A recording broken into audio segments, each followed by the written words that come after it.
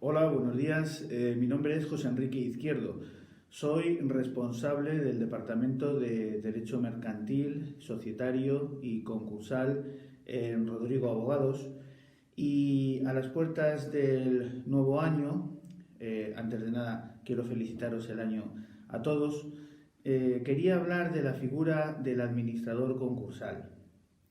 En no pocas ocasiones todas las sociedades que se plantean la posibilidad de solicitar su declaración en concurso de acreedores, cuando llegan al despacho siempre nos plantean las dudas al respecto de qué es lo que va a pasar durante el tiempo que esté en concurso, sobre todo con el administrador concursal, cómo va a influir en el día a día de mi actividad, cómo va a situar a mi empresa en el contexto de los clientes, de los proveedores, y no pocas veces ese desconocimiento entre la figura del administrador concursal retrae a la gente a utilizar el concurso de acreedores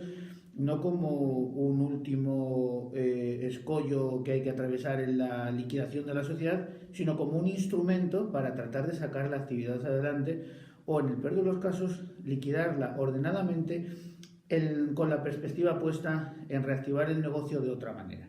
Entonces, muy sintéticamente, en este breve vídeo voy a tratar de explicar lo que hace el administrador concursal, cómo influye y cuál es la mejor manera de lidiar esa situación de colaboración con él. De inicio, el administrador concursal es un colaborador del juez, designado por el juez, para que sobre todo vele principalmente por los acreedores. Eso no quiere decir que esté en contra de la sociedad concursada, más al contrario. Es más, cuando una sociedad que solicita la declaración de concurso de acreedores tiene la vocación de permanencia, de conseguir salir de esa situación de insolvencia a través de un convenio, el administrador concursal es un aliado absoluto y radical.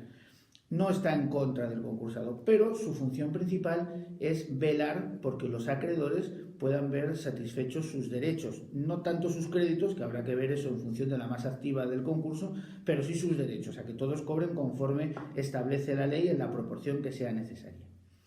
Una vez que el administrador concursal es designado, normalmente se pone en contacto con el concursado a través de la figura del abogado del concursado y firman el acta de intervención, que no es más que un documento en el que el administrador concursal le da las reglas del juego al concursado, insisto, muchas veces, o en la mayoría de los casos a través de su abogado, aún en presencia de los administradores de la sociedad concursada, y ahí fija las reglas del juego, lo que se puede hacer, lo que no se puede hacer, y el mecanismo de colaboración con el administrador concursal.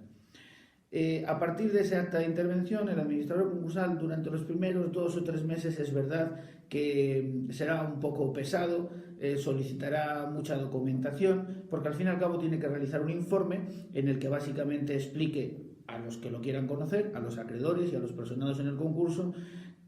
cuál es la historia de esa sociedad que ha solicitado su declaración en concurso, de dónde viene y cómo ha llegado a la situación en la que está. Y a partir de ahí, él también elabora su propia lista de acreedores y su propio inventario del activo de la compañía.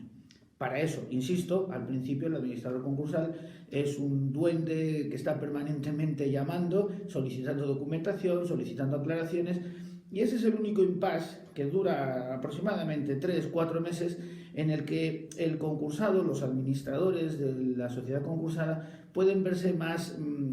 ajetreados por la incesante solicitud de documentación del administrador concursal, pero es un periodo transitorio, muy breve, y si tiene un buen abogado el concursado, todo será mucho más fácil.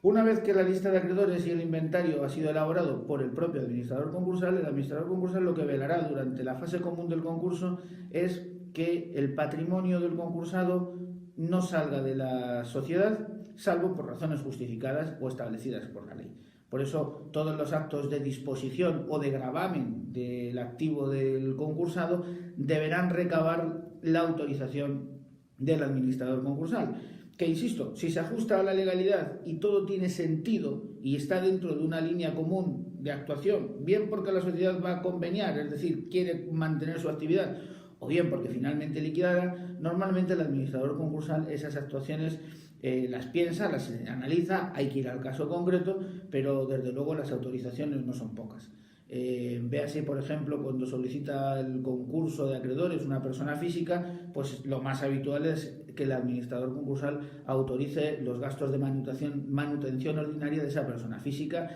y a poco que se justifique razonablemente, esas autorizaciones se conceden siempre. A partir de ahí, cuando termina la fase común del concurso, se pueden abrir dos, o la fase de convenio o la fase de liquidación. Si se abre la fase de convenio, el administrador concursal analizará el convenio que presente el concursado o un acreedor, dará su opinión al respecto, y su función en ese punto terminará, porque al final el convenio se aprobará o no se aprobará si los acreedores, conforme a las mayorías que establece la ley, así lo deciden. El administrador concursal lo que hace fundamentalmente es, en ese informe, razonar si ese convenio se ajusta o no a la legalidad vigente. Y si entramos en la fase de liquidación, ahí es como el descanso del concursado. El concursado pasa a un segundo plano, los administradores del concursado pasan a un segundo plano. De hecho, la cabeza la pueden liberar de mucha gestión y de mucha tensión, porque es el administrador concursal el que se encargará de la liquidación de la compañía. No es bueno, a pesar de esto que he dicho, de separarse de esa función principal, alejarse del administrador concursal. Lo que es bueno es que esa relación de compenetración, de colaboración que se ha establecido desde el principio, se mantenga hasta el final de la liquidación. Y entre medias de la fase de liquidación está la procelosa fase de calificación del concurso, en la que el administrador concursal tiene un protagonismo absoluto, puesto que él elabora el informe por virtud del cual se establece si el concurso ha sido culpable o fortuito.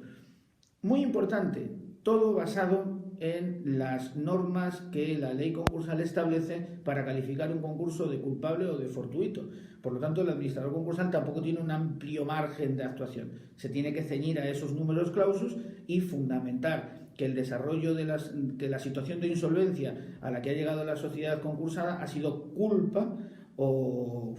ha sido un caso fortuito, y por lo tanto los administradores son o no responsables del déficit patrimonial que pueda haberse generado en la situación concursal y que va a afectar directamente a los acreedores.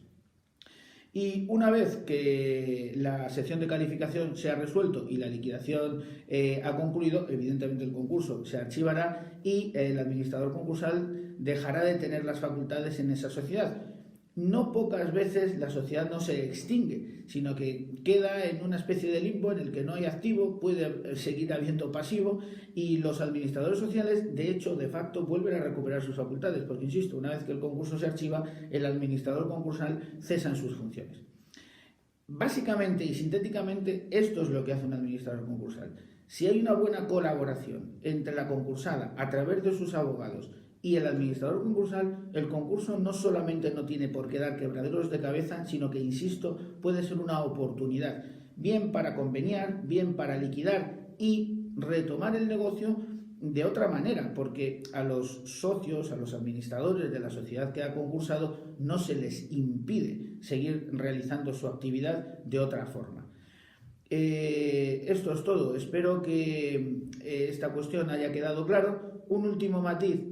que también es una pregunta que muchas veces se nos hace, es ¿y cómo cobra el administrador concursal? El administrador concursal cobra de la masa activa del concurso. Por lo tanto, es bueno, cuando uno va a concursar, tener en cuenta que un administrador concursal que ve que en la sociedad concursada hay tesorería suficiente para satisfacer sus honorarios, será más proclive a una colaboración que en un administrador concursal que se le hará duro su trabajo si encima sabe que no va a cobrar. Por eso, vuelvo a insistir, planificar un concurso de acreedores con un buen abogado que lo diseñe, que haga la estrategia más adecuada, es fundamental, es fundamental. Y estamos en tiempo para que todas aquellas sociedades que deseen concursar, que a lo mejor están en concurso desde hace años pero que nunca se han atrevido, este es el momento. Acudan a un profesional con garantías que sepa diseñar bien el concurso de acreedores, y la figura del administrador concursal será una más en ese proceso que necesariamente, si se hace bien desde el principio, no será un obstáculo, sino en muchas ocasiones un compañero amable de viaje. Muchas gracias y repito, feliz año a todos.